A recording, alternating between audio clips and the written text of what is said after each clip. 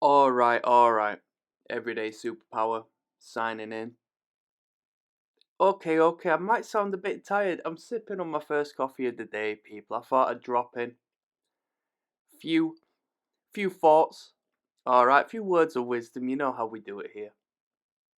We're talking about momentum and we're gonna go into depth onto a concept I absolutely adore, I believe in, and understand at this point more and more so each and every day. Alright, because it is a necessity.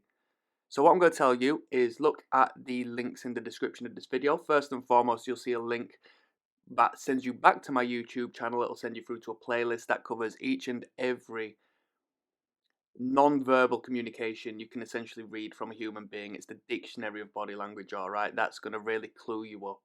Secondly is a link to the Patreon as to where you'll be able to watch real life dates happening with me. I'll explain the game. I'll show you what goes on. You won't forget it. Right, now, momentum. The thing is, with momentum, we can go both ways. Okay, if we start to develop a negative trend, we can, head in the wrong direction and create an absolute monster of what we wanted to, as opposed to creating something very special and something good. Generally speaking, we talk about attraction on the channel, we talk about relationships. And when it comes to momentum, it'll apply across the board. So it'll apply in your jobs, it'll apply in your creative endeavors, it'll apply with your learning, it'll apply with how you speak to women, how you lure women, how you attract women. And on the flip side, how you repel women and how you fall into a slump of depression and how you do everything else. Okay, so you have to put your foot on the gas in this game in order to keep flying forwards. I'm going to apply it in a workplace sense, and then we're going to reapply that because there is a complete parallel across the board with everything else. So you start a workplace, it's a new workplace, you're there on day one. On day one, you know nothing. On day one, you have to pick up the game, and what you do is you go from 0 to 100 pretty fast, right? So you go from knowing nothing to knowing a fair bit, which that fair bit might not mean a lot, but it still is in the grand scheme of things, in the mathematical sense. You have essentially created the largest jump of knowledge and understanding that you will do from there on.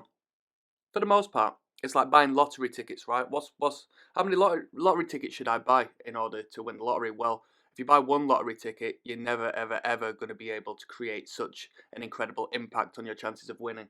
If you were to do two lottery tickets, three or four or five, because you've gone from 0 to 100, right? You've gone from nothing to something. So this also applies when we reapply it in the dating sense. If you're not going out there, if you're not present, then you don't exist. If you don't send a message, you don't exist. Okay, so you go from 0 to 100. Now, let's apply that in the dating sense once again. You get rejected. You flop, you fail. All right, cool.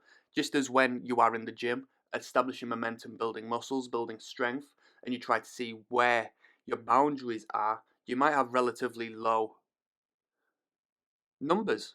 The numerics just might not be great. And that is going to be the case. Let's be real, as opposed to whether you're in the gym consistently day in, day out, taking rests from time to time to allow the information to soak in and to ensure you don't burn yourself out. The numbers will start to develop, your boundaries will start to continue forwards. Now, the thing is, it's not going to get easier because you're still going to be working within the realms of it being a challenge and it being hard. But anything that falls below that boundary, you're going to have been there and done that before. So your day one at the workplace, you're struggling because you think, wow, there's so much to learn. Day two comes along. You can now reapply that information in the same sense to do a better job, or at least get started with the job. And by 2 weeks onwards, you might be able to left to do that job by yourself, right? So when you're building momentum, you're out there on the streets and you might think, I'm really bad at eye contact. So what I'm going to do is I'm going to at least give it a go, to hold one moment, or at least have a connection of eye contact with this person who's serving me in the store, right? And even though it's incredibly uncomfortable, such as the weightlifter who's trying to break their first personal record, such as the person in the workplace who is trying to refurbish something which they have had no experience on doing with before, they've given it a go, right? And you've given it a go to make some degree of eye contact with this person opposite you, right? It feels horrible. You might fail. You might just back out at the last moment. But the thing is, you've tried, okay? And that builds up. We've now got our foot on the pedal, okay? And it gets a lot easier the more consistently you are. Because as the car moves, there needs to be a lot more energy within the end. Now, don't get me wrong, people. I'm not a scientist and I'm not an engineer or a mechanic or anything along the lines. So I don't know a thing about cars, but what I do know is that there needs to be more force to get that big hunk of junk moving, as opposed to when it's already moving and you just need to, fluctuate the speed from there on in, right? So once the car gets moving and you start to build momentum, it becomes easier and easier, right? YouTube game. I'm here on YouTube, yeah? I could upload one video every week. I've taken a year off at times on this channel. You see it happen. You see it happen. But the more content you have available, the more material you have available, the more consistent you are. Even though it's one, two, three numbers, there's a compounding of interest because you have more material out there, more content out there, more pathways into your brand essentially, and you start to build momentum, and you can see that in the form of graphs and charts. All right, it's actual image that is given to you. You yourself can do this when you go out and you're trying to talk to women and you find it ever so hard. You can be as analytical as coming back and making a little note for yourself and having it there in image, and that wouldn't be detrimental. Some might say, oh, that's so funny and this and that. I can see two arguments against that. Number one, with the time you've got doing that, you could be enhancing your art even more so, whether it be with women or whether it be what you love doing, or alternatively, um, you know, one moment, just repositioning. I forgot what I was going to say, but to put a long story short, when you see it visualized in front of you, especially if you're making progress, okay, it's not going to rain on your parade, that's for sure, because you're going to see the reality that things are working. Because I know a lot of people have an incredible time, finding moments or finding the motivation or finding the strength and bravery to put themselves out there forwards and speak to women when they feel like they've been rejected their whole life.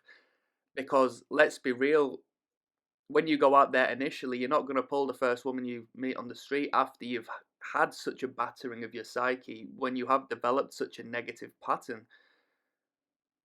But when you put your best foot forward and you think that drained me so much, but at least I did it, then you start to flip things on its head. And the second time's going to be just as hard. Just like going into that workplace on that second day is going to be just as hard, because you know how much you struggled the day before and you don't want to get fired. You want to just do the best job you can do, but you know you can't at this moment in time. But you have to have faith that things will develop. And the beautiful thing about this process and this principle is that you can acknowledge it from other realms and reapply it to where you're at. So I like training.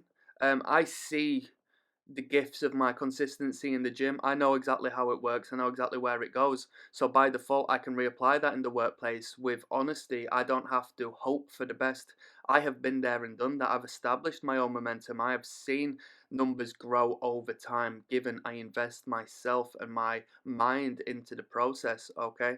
And, fatigued myself to a degree where I've had to learn to grow, or my body or my psyche has had to learn to grow into the methods at hand, because otherwise it's just not going to work. All right, the more you put yourself in harm's way, the more your survival mechanism is just going to be like, wow, that was incredibly uncomfortable. I'm going to need to be better at that to avoid this fear that has just flooded my subconscious right now. Your inner monkey is just like, we're in the face of a threat here, we could possibly die. The reality is that's not the case, is it? It's not the case, but the experience still remains the same. So I completely sympathize in regards to that because it is tough. Okay, it is tough when it comes to speaking to women, when it comes to blah blah blah, when it comes to blah blah blah. It also reapplies to sales. The salesman is going to be out there on the street getting turned down 100 times before he learns his first yes. And when he learns that he can get a yes, he's going to go and chase that second one, and it's going to come a little easier because do you know why? It's going to be self fulfilling. The body language and unconscious behavior, as well as the subconscious tone of voice and the natural confidence and belief in oneself, if not the product they're trying to sell. So the product could be you, you know, if you want to find a woman in your life, the product could be you. You're going to start to feel more confident about that product. You're going to be able to sell it in more unique ways and have a better understanding.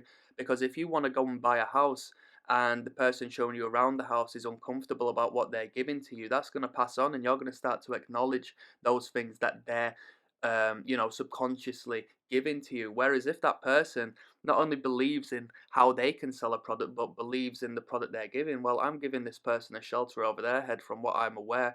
This is a good rate to do so. Have a look at the scale of this balcony. I've not seen a balcony like this before. This is incredible. Then we can err a little more to that yes, we can err a little more to that positive development. And when that person says yes to you, you're flying even further in, a positive trend as far as the graphs are showing. And if they say no, you stick your head back on, you think, well, I've had 50 no's in the past 2 months.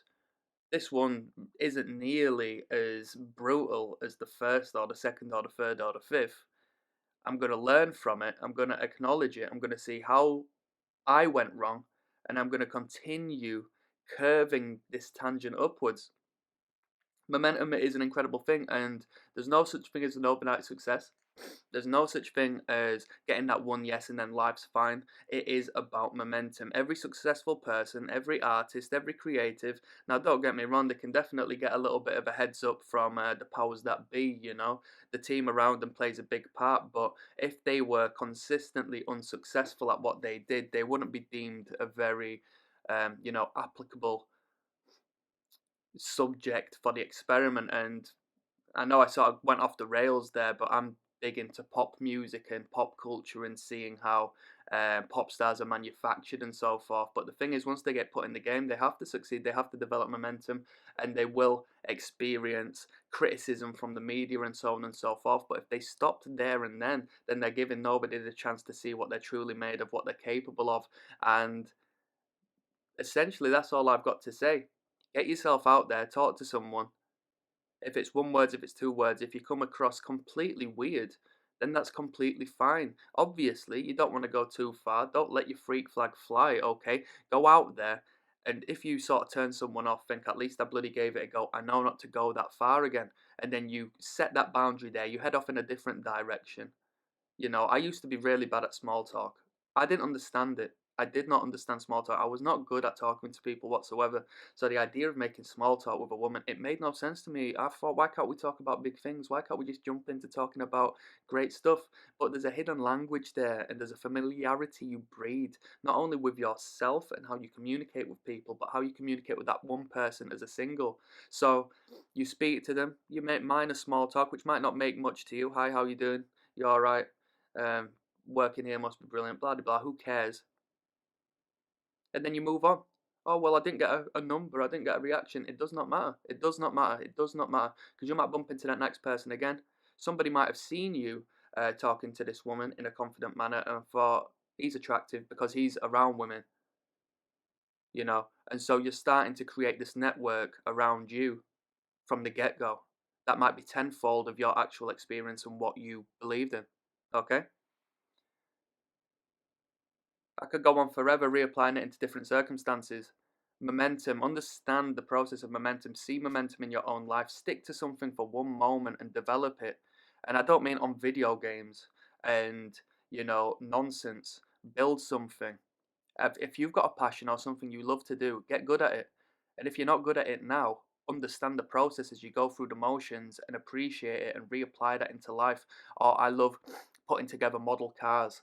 Okay, I had a little bit of a struggle putting that Mercedes together, but by the end of it, I had such a great time, and I just entered this flow state of mind where I wasn't even, thinking about what I was doing. I was just putting it together. Yeah, that's exactly what's going to happen in your day-to-day activity when it comes to your communication, your networking, your socializing, whatever in between. As long as you put yourself in the firing line and go out and do it. And with that, I'm signing out. Peace.